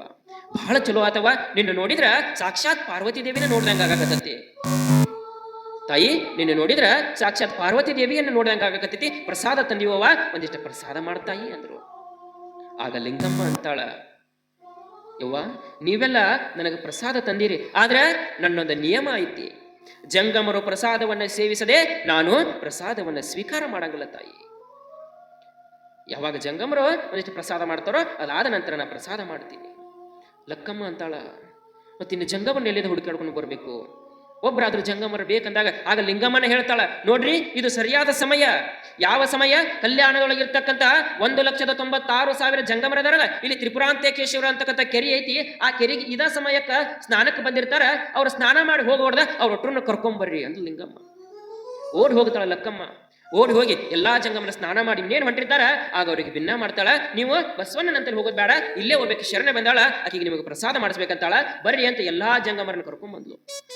ಒಂದಲ್ಲ ಎರಡಲ್ಲ 1,96,000 ಜಂಗಮರದಾರ. ಲಕ್ಕಮ್ಮ ಕರ್ಕೊಂಡ್ಬರೋದೆಲ್ಲ ಕರ್ಕೊಂಡ್ ಬಂದ್ಲು. ಆದ್ರೆ ಈಕಿ ತಂದಿದ್ದ ಪ್ರಸಾದ ಏಟಿತ್ತು? ಈಕೆ ಒಬ್ಬೇಕೆ ಲಿಂಗಮ್ಮ ಪೂಜೆ ಮಾಡಿದಾಗ ಒಂದು ಪ್ರಸಾದ ತಗೋತಾಳ ಅಥವಾ ಒಂದಿಷ್ಟು ಪ್ರಸಾದ ತಂದಿದ್ಲು. ಇಷ್ಟು ಪ್ರಸಾದ ತಂದಿದ್ಲು. ತಂದ ಲಿಂಗಮ್ಮನ ಮುಂದಿಟ್ಲು. ಇವ ನೀ ಹೇಳಿದಂಗ ಎಲ್ಲಾ ಜಂಗಮನ ಕರ್ಕೊಂಡ್ಬಣ್ಣ ತಾಯಿ, ಆದ್ರ ಪ್ರಸಾದ ಇಷ್ಟ ಐತಮ್ಮ, ಏನ್ ಮಾಡುದು ಅಂದ್ಲು. ನೀವೇನೋ ಚಿಂತೆ ಮಾಡ್ರಿ, ಭಗವಂತ ಅದಾನ, ಎಲ್ಲರನ್ನು ಜಂಗಮರನ್ನ ಕುಂದಿರ್ಸಿರತ್ತೆ. ಜಂಗಮರನ್ನ ಕುಂದಿರ್ಸ್ತಾರ. ಜಂಗಮರ ಪಾದವನ್ನ ತೊಳ್ಕೊಳ್ತಾಳ. ಎಲ್ಲಾ ಜಂಗಮರ ಪಾದೋದಕವನ್ನ ತಗೊಂಡಿಟ್ಟಿರ್ತಾಳ. ಆ ಪ್ರಸಾದ ಏನಿರ್ತತಿ, ಆ ಪ್ರಸಾದದ ಮೇಲೆ ಒಂದು ಅರ್ಬಿಯನ್ನ ಮುಚ್ಚಿ ಅಲ್ಲಿ ಆ ಲಕ್ಕಮ್ಮನ ಕೈಯ ಕೊಡ್ತಾಳ. ತೋರಿ ಇದನ್ನ ನೀಡ್ಕೋತ ಹೋರಿ, ಆದ್ರೆ ಅರ್ಬಿ ತೆಗಿಬ್ಯಾಡ್ರಿ ಅಂದ್ಲು. ನೀಡ್ತಾ ನೀಡ್ತಾ ನೀಡ್ತಾ ಒಬ್ಬರಿಗೆ ನೀಡಿದ್ರು, ಇಬ್ಬರಿಗೆ ನೀಡಿದ್ರು. ಹೆಂಗ ಕೈ ಹಾಕಿ ತೆಗಿತಾರೆ, ಹೆಂಗ ಕೈ ಹಾಕಿ ತೆಗಿತಾರೋ ಪ್ರಸಾದ, ಹೆಂಗ ಒಂದು ಅಮೃತ ಕಳಶದೊಳಗೆ ಹೆಂಗ ಪ್ರಸಾದ ಹುಟ್ಟೈತೋ, 1,96,000 ಮಂದಿಗೆ ಜಂಗಮರಿಗೆ ಪ್ರಸಾದ ನೀಡಿದ್ರು ಕೂಡ ಅದರೊಳಗೆ ಮತ್ತೂ ಕೂಡ ಪ್ರಸಾದ ಇತ್ತು. ಅಂತ ಶಕ್ತಿ ಲಿಂಗಮ್ಮನದು. ಎಲ್ಲರ ಪ್ರಸಾದ ಆತು. ಪ್ರಸಾದ ಆದ್ಮೇಗ ಏನ್ ಮಾಡ್ಬೇಕು? ಅವ್ರಿಗೆ ಒಂದಿಷ್ಟು ಕಾಣಿಕಾ ಕೊಡ್ಬೇಕಲ್ಲ.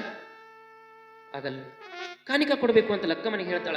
ಆದ್ರಬ್ಬ ಜಂಗಮರಿಗೆ ಕಾಣಿಕಾ ಕೊಡ್ಬೇಕಲ್ಲ, ನಮ್ಮ ಹತ್ರ ಅಂತೂ ಇಲ್ಲವಾ ತಾಯಿ, ಮತ್ತೆ ಹೆಂಗ ಮಾಡೋದು? ಹಿಂದೆ ಶರಣರು ಮೋಳಿಗೆ ಮಾರಯ್ಯ ಜಂಗಮರ ಪಾದೋದಕದಿಂದ ಕಟ್ಟಿಗೆಗಳನ್ನ ಭಂಗಾರ ಮಾಡಿದ್ದಂತ ಒಂದು ಕತ್ತಿಯನ್ನ ಕೇಳಿರ್ತಾರ ಆಕಿ ಲಿಂಗಮ್ಮ.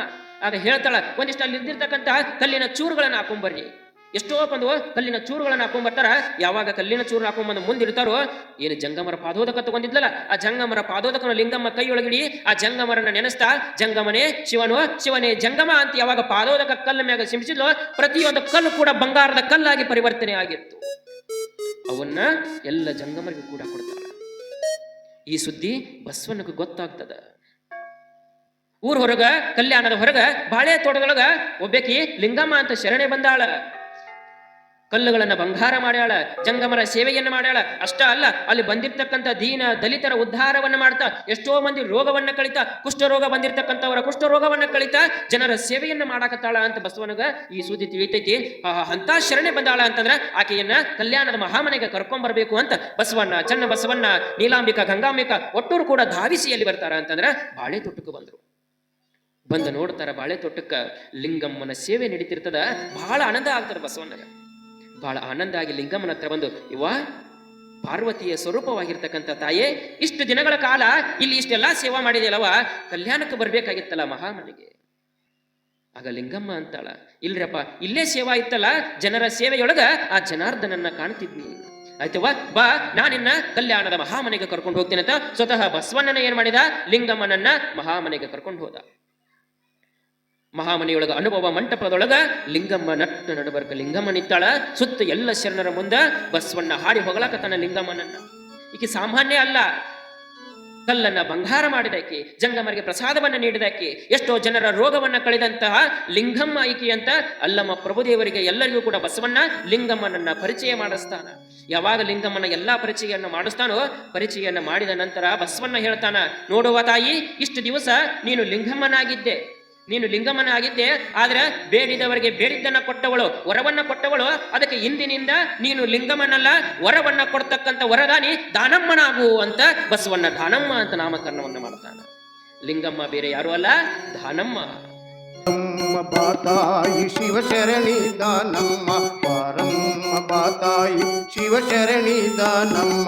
ನಾರಿ ಕುಲ ಧರ್ಮ ಶಿರೋಮಣಿ ಗುರುದೇವಿ, ನಾರಿ ಕುಲ ಧರ್ಮ, ನಾರಿ ಕುಲ ಧರ್ಮ ಶಿರೋಮಣಿ ಗುರುದೇವಿ. ಪಾರಮ್ಮ ಬಾತಾಯಿ ಶಿವಶರಣಿ ದಾನಮ್ಮ, ಪಾರಮ್ಮ ಬಾತಾಯಿ ಶಿವಶರಣಿ ದಾನಮ್ಮ.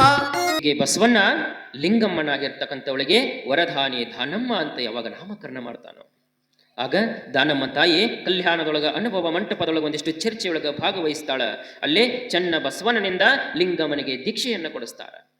ಯಾವಾಗ ದಾನಮ್ಮನಿಗೆ ಚನ್ನ ಬಸವಣ್ಣ ದೀಕ್ಷೆಯನ್ನು ಕೊಡ್ತಾನೋ, ದೀಕ್ಷೆಯನ್ನು ಕೊಟ್ಟು ಅಷ್ಟಾವರಣ ಸಂಪನ್ನಳಾಗುವಂತ ಅಷ್ಟಾವರಣ ಶಟಸ್ಥಲ ಪಂಚಾಚಾರ್ಯದ ಒಂದು ಬೋಧನೆಯನ್ನ ಮಾಡ್ತಾನ.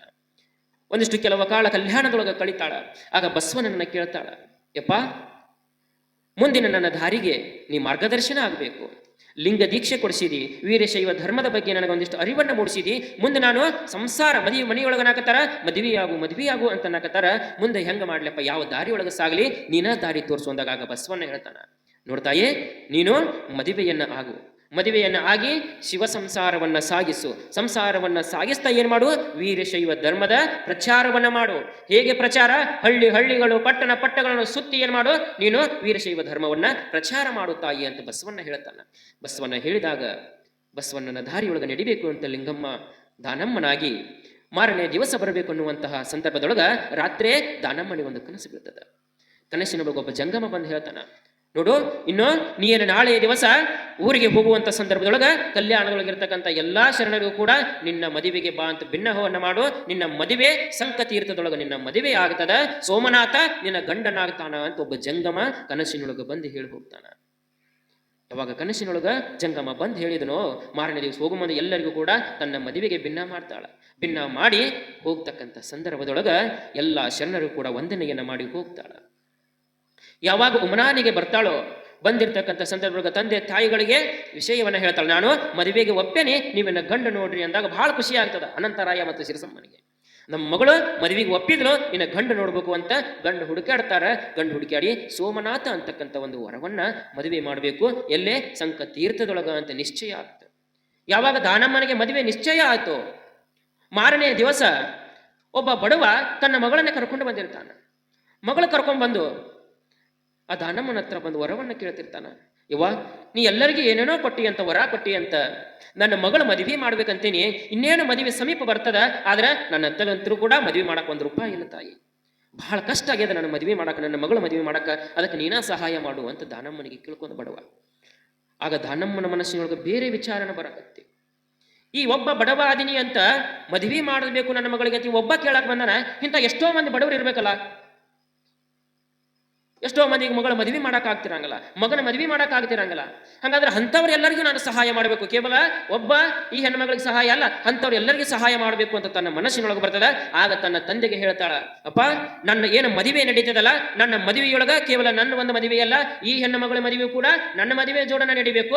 ಅಷ್ಟೇ ಅಲ್ಲ, ಇಡೀ ಸುತ್ತಮುತ್ತ ಗ್ರಾಮದೊಳಗ ಎಷ್ಟು ಮಂದಿ ಬಡವರದಾರ, ಎಷ್ಟು ಮಂದಿಗೆ ಮಗಳ ಮದುವೆಯನ್ನು ಮಾಡಕ್ಕಾಗಂಗಿಲ್ಲ, ಮಗನ ಮದುವೆ ಮಾಡಕ್ಕಾಗಲ್ಲ ಅಂತಾರ, ಅವ್ರ ಎಲ್ಲರ ಮದುವೆ ಕೂಡ ನನ್ನ ಮದುವೆ ದಿವಸ ನಡಿಬೇಕು, ಎಲ್ಲರಿಗೂ ಕೂಡ ಡಂಗರ ಬಡಿಸ್ರಿ ಅಂತ ಹೇಳ್ಬಿಟ್ರು. ಸುತ್ತಮುತ್ತ ಗ್ರಾಮದೊಳಗೆ ವಿಷಯ ಹಬ್ಬಿ ಅಂದಿನ ಕಾಲಕ್ಕ ನಾ ಮದುವೆ ನೀ ಮದುವೆ ನಾ ಮದುವೆ ನೀ ಮದುವೆ ಅಂತ 12ನೇ ಶತಮಾನದೊಳಗೆ ಎಷ್ಟು ಮದುವೆ ಕೂಡಿದ್ವು ಅಂತಂದ್ರ ದಾನಮ್ಮನ ಮದುವೆಯೊಳಗ 555 ಮದುವೆಗಳು ಕೂಡಿರ್ತಾವ. ಎಷ್ಟು? 555 ಮದುವೆಗಳು. ನಾವೇನಿವತ್ತು ಸಾಮೂಹಿಕ ಮದುವೆಯನ್ನ ಮಾಡ್ತೀವಲ್ಲ ತಾಯಿ, ಈ ಸಾಮೂಹಿಕ ಮದುವೆ ಹುಟ್ಟು ಹಾಕಿದ್ದ ಯಾರು ಅಂತಂದ್ರೆ, ಕಾರಣೀಭೂತಳು ಯಾರು ಅಂತಂದ್ರೆ ಅದು ದಾನಮ್ಮ ತಾಯಿನ. ಯಾಕೆ? ಪ್ರಪ್ರಥಮವಾಗಿ ಸಾಮೂಹಿಕ ಮದುವೆ ಮಾಡಿದ್ದ ದಾನಮ್ಮ ತಾಯಿ. ಆಕಿನ ಮೊದಲು ಇದನ್ನು ಜಾರಿಗೆ ತಂದಿದ್ದ. ಆಗಿನ ಅಲ್ಲಿವರೆಗೂ ಕೂಡ ಸಾಮೂಹಿಕ ಮದುವೆ ಯಾರೂ ಮಾಡಿದ್ದಿಲ್ಲ. ಯಾವಾಗ ಆಕೆ 555 ಮದುವೆ, ಆಗಿನ ಕಾಲದೊಳಗೆ, ಈಗಿನ ಕಾಲದೊಳಗೆ 5055 ಮಾಡ್ಬೋದು, ಆದ್ರೆ 12ನೇ ಶತಮಾನದೊಳಗೆ 555 ಮದುವೆ ಮಾಡೋದಂದ್ರೆ ಅದು ಸಾಮಾನ್ಯ ಅಲ್ಲ. ಸಂಕ ತೀರ್ಥದೊಳಗ 555 ಮದುವೆಗಳು ಏರ್ಪಾಡಾಗ್ತಾವ. ಕೊಡ್ತಕ್ಕಂಥ ಎಷ್ಟೋ ಸಾವುಕಾರ ಪ್ರಸಾದಕ್ಕೆ ವ್ಯವಸ್ಥೆ ಮಾಡ್ತಾರ. ಆದ್ರೆ ಸಂಕ ತೀರ್ಥ ಅದೊಂದು ದಟ್ಟವಾಗಿರ್ತಕ್ಕಂಥ ಬೆಟ್ಟ. ಆಗ ಭಕ್ತರೆಲ್ಲ ದಾನಮ್ಮನ ಕರ್ಕೊಂಡೋಗಿ ಹೇಳ್ತಾರ, ಯವ್ವ ಈ ಜಾಗದೊಳಗೆಲ್ಲ ಮದ್ವಿ ಮಾಡೋಣ ಅಂತ ನೀ ಎಲ್ಲ ಅಂದಿ, ಆದ್ರೆ ಪ್ರಸಾದಕ್ಕೆಲ್ಲ ವ್ಯವಸ್ಥೆ ಐತಿ, ಪ್ರಸಾದಕ್ಕೆ ಏನು ಕೊರತೆ ಮಾಡಂಗಿಲ್ಲ, ನಾವೆಲ್ಲ ತರ್ತೀವಿ, ಆದ್ರೆ ಬಂದಿರ್ತಕ್ಕಂಥ ಜನಕ್ಕೆ ನೀರಿನ ವ್ಯವಸ್ಥೆ ಬೇಕಲ್ಲ ಅಂದ್ರು. ಪ್ರಸಾದ ಹೆಂಗಾದ್ರೂ ತರ್ಬೋತಾಯಿ, ಮತ್ತೆ 555 ಮದುವೆ, 555 ಮದುವೆ ಅಂದ್ರೆ ಅದ್ರ ಡಬ್ಬಲ್ ಏನಾಕಾರ, ಬರೀ ಮದ್ವಿ ಆಗವ್ರ ಆಕಾರ, ಇನ್ನು ಅವ್ರ ಹಿಂದೆ ಬಂದವರು ಎಷ್ಟೋ ಸಾವಿರಗಟ್ಟಲೆ ಜನ ಸೇರ್ತತವ, ಮತ್ತು ಎಲ್ಲರಿಗೂ ನೀರಿನ ವ್ಯವಸ್ಥೆ ಹೆಂಗೆ ಮಾಡುತ್ತಾಯಿ. ಇಲ್ಲಿ ಸುತ್ತಮುತ್ತ ನೋಡಿದ್ರೆ ಎಲ್ಲಿಯೂ ಕೂಡ ನೀರು ಬೀಳ್ತಕ್ಕಂಥ ಪ್ರದೇಶನ ಅಲ್ಲ ಇದು, ಇಂತಲ್ಲಿ ಹೆಂಗೆ ಮದುವೆ ಮಾಡೋದವ, ಮತ್ತೆ ನೀರಿನ ವ್ಯವಸ್ಥೆ ಹೆಂಗು ಅಂತಂದಾಗ ಆಗ ದಾನಮ್ಮ ತಾಯಿ ಅಂತಾಳ, ಒಂದು ಬಂಡಿ ಮೇಲೆ ನಿತ್ತಂತಾಳ, ಆ ಗಂಗಾ ಮಾತೆ ಯಾರಿಗೂ ಕೂಡ ಅನ್ಯಾಯ ಮಾಡಂಗಿಲ್ಲ. ಇಲ್ಲಿ ಏನೋ ಒಂದು ಸಾಮೂಹಿಕ ಮದುವೆ ನಡೆಯಾಕತ್ತದ, ಧರ್ಮದ ಕಾರ್ಯ ನಡೆಯಾಕತ್ತದ ಅಂತಂದ್ರ ಗಂಗಾ ಮಾತೆ ಎಲ್ಲಿದ್ರು ಕೂಡ ಬರ್ಬೇಕಂತ ತನ್ನ ಬಲಗಾಲಿನ ಹೆಬ್ಬಳ್ಳಿಂದ ಆ ಬಂಡೆ ಏನು ಒತ್ತಿದ್ರ ಆ ಬಂಡೆಯೊಳಗಿಂದ ಗಂಗಾ ಮಾತೆ ಉದ್ಭವವಾಗಿ ನೀರು ಬರಾಕತ್ತ ಶುರು ಮಾಡ್ತಾವ. ಇಂದಿಗೂ ಕೂಡ ನಾವು ಅದನ್ನು ನೋಡ್ಬೋದು. ಸಂಕ ತೀರ್ಥಕ್ಕೆ ಹೋದ್ರೆ ಇಂದಿಗೂ ಕೂಡ ಆ ಬಂಡೆಯಿಂದ ನೀರು ಬರ್ತಾವ. ಆಗ ಅದೇ ನೀರಿನ ವ್ಯವಸ್ಥೆಯಿಂದ 555 ಮದುವೆಗಳನ್ನ ದಾನಮ್ಮ ತಾಯಿ ಸಾಮೂಹಿಕ ಮದುವೆಗಳನ್ನ ಮಾಡಿದ್ಲು. ಯಾವಾಗ ದಾನಮ್ಮ ತಾಯಿ ಮದುವೆ ಆತೋ, ಮದುವೆಯಾಗಿ ಆ ಗುಡ್ಡಾಪುರದಿಂದ ತವರ ಮನೆಗೆ ಬಂದಿರ್ತಾಳ. ತವರ ಮನೆಗೆ ಬಂದಿರ್ತಕ್ಕಂಥ ಸಂದರ್ಭದೊಳಗೆ ಎಲ್ಲಾರು ಮದುವೆ ಆದ್ರೆ ಏನಪ್ಪ ವಿಚಾರ ಏನ್ ಮಾಡ್ತಾರ, ಇನ್ನು ಮುಂದೆ ಸಂಸಾರ ಮಾಡೋನು ಅಂತಕ್ಕಂಥ ವಿಚಾರ ಮಾಡಿದ್ರ, ಆದ್ರೆ ದಾನಮ್ಮ ಹೇಳ್ತಾಳ ಗಂಡನಿಗೆ, ಸೋಮನಾಥನಿಗೆ, ಬಸವಣ್ಣ ನನಗೊಂದು ಕಾರ್ಯ ಕೊಟ್ಟಾನ, ಬಸವಣ್ಣ ನನಗೊಂದು ತಿಳಿ ಹೇಳ್ಯಾನ, ಏನು ಧರ್ಮ ಪ್ರಚಾರವನ್ನ ಮಾಡುವಂದಾನ. ನಾವು ಸಂಸಾರ ಮಾಡಕತ್ತೀವಿ ಅಂತಂದ್ರೆ ಈ ಸಂಸಾರದೊಳಗೆ ಬಿದ್ರ ಏನು ಕೇವಲ ಹೆಂಡ್ರು ಮಕ್ಕಳು ಬರೀ ಇದ ಆಗ್ತದ, ಮನೆತನ ಅಂತ. ಆದ್ರೆ ನಾವು ಸಂಸಾರ ಬೇಡ, ಸಂಸಾರಕ್ಕಿಂತ ಮೊದಲ ನಾವೇನ್ ಮಾಡ್ಬೇಕು, ಧರ್ಮ ಪ್ರಚಾರಕ್ಕೆ ಹೋಗುನು ಅಂತ ಮದುವೆ ಆದ ಕೆಲವು ದಿನದೊಳಗ ಏನ್ ಮಾಡಿದ್ರು ಅಂತಂದ್ರ, ನೋಡ್ರಿ ಈಗಿನವ್ರು ಏನ್ ಮಾಡ್ತೀವಿ, ಮದುವೆ ಆಯ್ತು ಅಂತಂದ್ರ ಏನ್ ಮಾಡ್ತಾರೆ, ಈಗಿನವ್ರು ಮದುವೆ ಆದ್ರೆ ಎಲ್ಲಿ ಹೋಗ್ತಾರ್ರಿ, ಎಲ್ಲಿ ಹೋಗ್ತಾರ, ಹನಿಮೂನ್ ಅಲ್ಲಿ ಹೋಗಿ ಇಲ್ಲಿ ಹೋಗಿ ಹಂಗೆ ಹೋಗಿ ಹಿಂಗೆ ಹೋಗಿ, ಮದುವೆ ಆತಂದ್ರೆ ಸಾಕು ಪ್ರಾರಂಭನ ಅಡ್ಡಾಡಕ. ಅದು ಹೆಂಗ ಜೋಡಿ ಮ್ಯಾಗ, ಜೋಡಿಲೆ ಯಪ್ಪ ಎಷ್ಟು ಚಂದ ಜೋಡಿಲೆ ಹೊಕ್ಕಾರ ಅಂತಂದ್ರ ನೋಡ್ಬೇಕು ನೀವು. ಇಬ್ಬರು ಗಂಡ ಹೆಂಡತಿ ಮದುವೆ ಆಗಿರ್ತೈತಿ, ಮದುವೆ ಆಗಿ ಮಾರನೇ ದಿವಸ ದೇವಸ್ಥಾನಕ್ಕೆ ಹೋಗ್ಬೇಕಲ್ಲ, ದೇವಸ್ಥಾನಕ್ಕೆ ಹೋಗೋ ಮುಂದೆ ಭಾಳ ಚಂದ ಇಬ್ರು ರೆಡಿ ಆಗ್ತಾರ. ಆಕಿದು ಸೀರೆ ಒಂದ ಕಲರ್, ಇವನ್ ಅಂಗಿನೂ ಒಂದ ಕಲರ್, ಗಾಡಿನೂ ಒಂದ ಕಲರ್, ಇಬ್ರು ಹತ್ತಿದ್ರ ಗಾಡಿ ಮ್ಯಾಗ. ಗಾಡಿ ಅಂದ್ರೆ ಯಾವ್ರಿ, ಬೈಕ್. ಈಗಿನವ್ರೆಲ್ಲ ಬೈಕ್ ಮ್ಯಾಗ, ಆಗೆಲ್ಲ ಚಕ್ರ್ಯಾಗ ಹೋಗ್ತಿದ್ರು, ಈಗಿನವ್ರು ಬೈಕ್ ಮ್ಯಾಗ ಹೋಗ್ತಾರ. ಬೈಕ್ ಮ್ಯಾಗ ಹತ್ತಿ ಕೂತ್ಲು, ಭಾಳ ಹುರುಪ, ಮತ್ತೆ ಆಗ ಮದುವೆ ಆಗಿರ್ತೈತಲ್ಲ, ಬೈಕ್ ಮ್ಯಾಗ ಹತ್ತಿ ಕೂತು ಹೊಂಟ್ರು. ನೋಡ್ಬೇಕು ಊರಾನವ್ರೆಲ್ಲ ಕಣ್ಣು ಅವ್ರ ಮ್ಯಾಗ ಬೀಳ್ಬೇಕು, ಹಂಗೆ ಹೊಂಟಿದ್ರು ಅವ್ರು. ಗಂಡ ಅಂತಾನೆ, ಅಲ್ಲ ಕೈ ಹಂಗೆ ಹಿಡ್ಕೊಂಡಿ ಇಲ್ಲಿ ಇಡ ಅಂದ. ಬಿದ್ರ ಏನ್ ಮಾಡ್ತಿ, ಯಾಕೆ ಗಾಡಿ ಹಿಡಿಯಾಕಿರಂಗಿಲ್ಲ ನಿಮ್ಗೆ, ಕೈಯ ಇಲ್ಲಿಡು, ಇಟ್ಲಿಂಗ್ ಹೆಗಲ್ ಮ್ಯಾಗ ಕೈ. ಹೊಂಟ್ರ ದೇವಸ್ಥಾನಕ್ಕೆ ಹೋದ್ರು, ಇಳಿದು ಹೋಗೋ ಮುಂದೆ ನೋಡ್ಬೇಕು, ಇಬ್ರು ಒಂದ ಹೆಜ್ಜೆ ಇಡ್ಬೇಕು. ಇವ ಬಲಗಾಲ ಇಟ್ರೆ ಆಕಿನೂ ಬಲಗಾಲ ಇಡೋದು, ಹತ್ಕೋತ ಕೈ ಹಿಡ್ಕೊಂಡು ದೇವಸ್ಥಾನಕ್ಕೆ ಹೋದ್ರು. ಹೋಗಿ ಕಾಯಿ ಹಣ್ಣು ಮಾಡಿಸ್ಕೊಂಡು ಬಂದ್ರು. ಅದನ್ನೊಂದಿಷ್ಟು ಕೊಬ್ಬರಿ ಹೊಡೆದು ಇಬ್ರು ಒಟ್ಟು ತಿಂದ್ರು.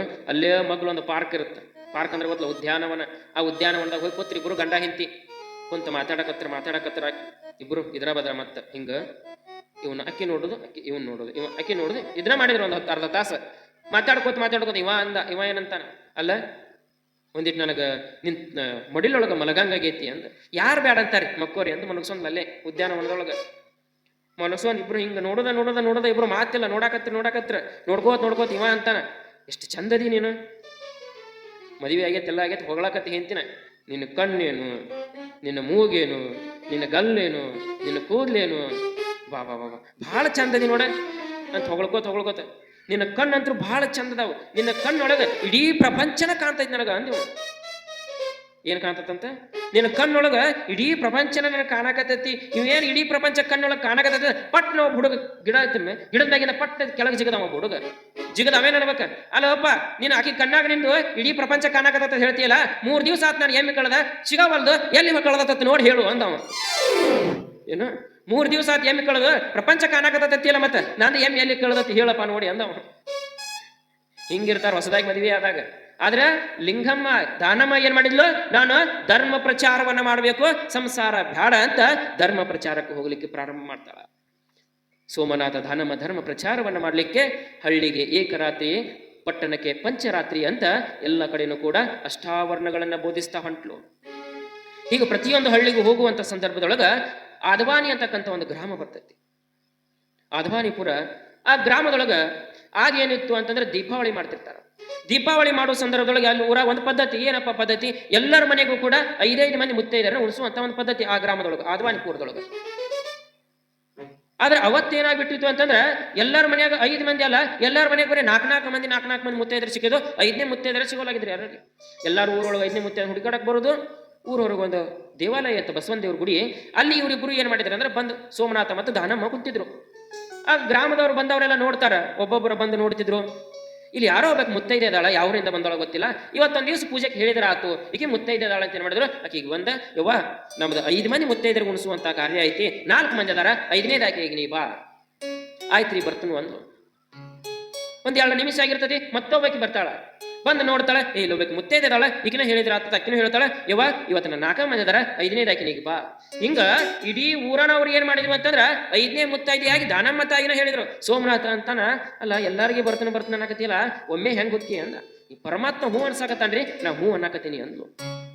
ಹೂ ಅನ್ನಕತ್ತೀನಿ ಅಂದ್ಲು. ಸಮಯ ಆಗ್ತದ, ಸಾಯಂಕಾಲ ಸಮಯ, ಉಡಿ ತುಂಬಿಕೊಳ್ಳೋ ಕಾರ್ಯಕ್ರಮ.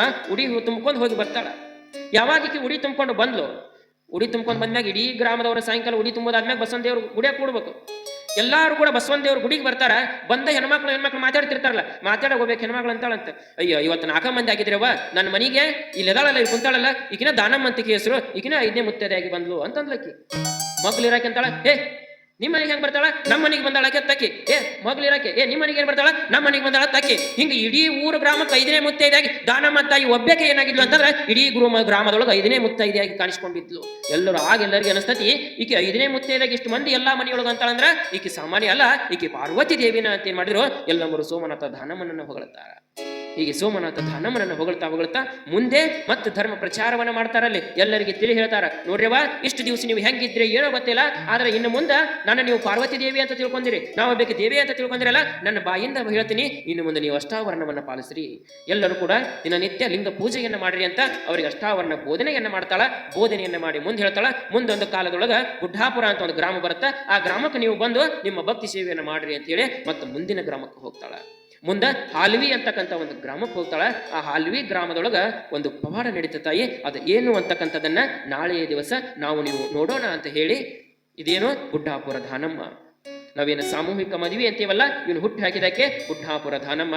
ಹೇಗೆ ಗುಡ್ಡಾಪುರ ದಾನಮ್ಮ ಮುಂದೆ ತನ್ನ ಒಂದಿಷ್ಟು ಪವಾಡಗಳನ್ನ ಮಾಡ್ತಾಳಂತಕ್ಕಂಥ ವಿಷಯಗಳನ್ನ ನಾಳೆ ದಿವಸ ನೋಡೋಣ. ಪೂರ್ವ ಪೀಠಿಕೆಯಲ್ಲಿ ಹೇಳಿದಂಗ ಹೆಣ್ಣು ಅದು ಜಗತ್ತಿನ ಕಣ್ಣು, ಹೆಣ್ಣು ಇಲ್ಲ ಅಂತಂದ್ರೆ ಜಗತ್ತಿನೊಳಗ ಏನೂ ಇಲ್ಲ ತಾಯಿ. ಅದಕ್ಕ ಪತಿವ್ರತ ಶಿರೋಮಣಿ ಅಂತಕ್ಕಂಥ ನಿನ್ನ ಯಾರು ವ್ಯಕ್ತಿ ಕೇಳಿದಿವ್ರಿ, ಯಾರ್ದು ಕೇಳಿದೀವಿ? ಅನುಸೂಯಾ ದೇವಿಯನ್ನ, ಹೌದಲ್ಲ. ಕಬ್ಬಿಣದ ಕಡ್ಡಲೆಗಳನ್ನು ಕೂಡ ಕುದಿಸಿದಕ್ಕಂತಕ್ಕೆ, ಬ್ರಹ್ಮ ವಿಷ್ಣು ಮಹೇಶ್ವರನನ್ನ ಮಕ್ಕಳಾಗಿ ಮಾಡಿದಂತಕ್ಕೆ, ಅಂತಹ ಒಂದು ಏನು ಅಶ್ವಯ ದೇವಿಯನ್ನ ನಿನ್ನೆ ದಿವಸ ಕೇಳಿದೇವಲ್ಲ, ಆ ಅನಸೂಯ ದೇವಿಯ ಸಾಲಿನೊಳಗ ಬರ್ತಕ್ಕಂಥವಳು ದಾನಮ್ಮ ತಾಯಿನೂ ಕೂಡ. ಯಾಕಂದ್ರೆ ಅನಸೂಯ ದೇವಿ ಯುಗಗಳ ಅಂತ ಬಂದಿರತಕ್ಕಂತಕ್ಕೆ, ಆದ್ರೆ ದಾನಮ್ಮ ತಾಯಿ ನಮಗ ಸಮೀಪ ಅಂದ್ರೆ 12ನೇ ಶತಮಾನದೊಳಗಿರ್ತಕ್ಕಂತಕ್ಕೆ. ಈಕೆಯೂ ಕೂಡ ಗೃಹಸ್ಥಾಶ್ರಮದೊಳಗ ಇದ್ದಾಕಿ.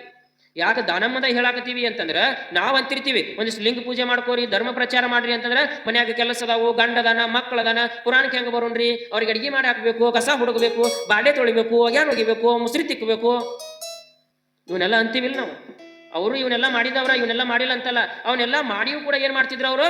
ಒಂದಿಷ್ಟು ಧರ್ಮ ಪ್ರಚಾರ, ಧರ್ಮದ ಕಾರ್ಯಕ್ಕೆ ತೊಡತಿದ್ರು. ಹಂಗ ನಾವು ಕೂಡ ಇವ್ನು ಹೇಳುವ ಉದ್ದೇಶ ಏನೋ, ನಾವು ಕೂಡ ಒಂದಿಷ್ಟು ಮನಿ ಬಿಟ್ಟ ಹೊರಗೆ ಬಂದ ಇಂಥ ಧರ್ಮ ಕಾರ್ಯದೊಳಗ ಎಷ್ಟೋ ಶರಣರ ಕಥೆಗಳನ್ನ, ತಾಯಂದಿರ ಕಥೆಗಳನ್ನ ಕೇಳಬೇಕು, ನಮ್ಮ ಜೀವನದೊಳಗೆ ಅಳವಡಿಸ್ಕೊಳ್ಬೇಕು ಅಂತಕ್ಕಂಥದ್ದು ಉದ್ದೇಶದಿಂದ ನಿನ್ನೆ ಅನಸೂಯ ದೇವಿ, ಇವತ್ತು ಯಾರು ದಾನಮ್ಮ ತಾಯಿ, ನಾಳೆ ದಾನಮ್ಮ ತಾಯಿ ಯಾವ ಪವಾಡವನ್ನ ಮಾಡ್ತಾಳ ಅಂತ ನೋಡೋಣ. ಇನ್ನಷ್ಟು ತಾಯಿ